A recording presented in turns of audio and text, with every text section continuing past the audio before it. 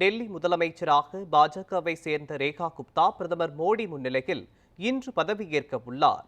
கடந்த 5ஆம் தேதி நடந்த சட்டப்பேரவை தேர்தலில் மொத்தம் உள்ள 70 தொகுதிகளில் 48 இடங்களில் பாஜக வெற்றி பெற்றது.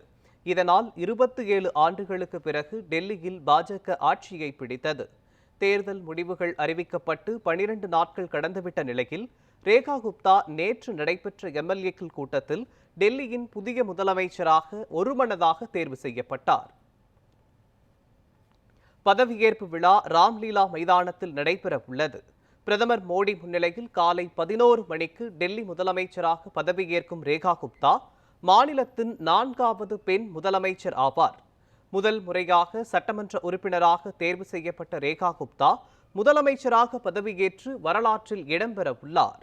50 வயதாகும் ரேகா குப்தா ஷாலிமார் பார்க் தொகுதியில் ஆம் ஆத்மி வேட்பாளர் பந்தனா குமாரியை சுமார் 30,000 வாக்குகள் வித்தியாசத்தில் வீழ்த்தி வெற்றி பெற்றது குறிப்பிடத்தக்கது. பதவியேற்பு விழாவில் மத்திய அமைச்சர்கள், பாஜக ஆளும் மாநில முதலமைச்சர்கள் உட்பட பலர் பங்கேற்க உள்ளனர்.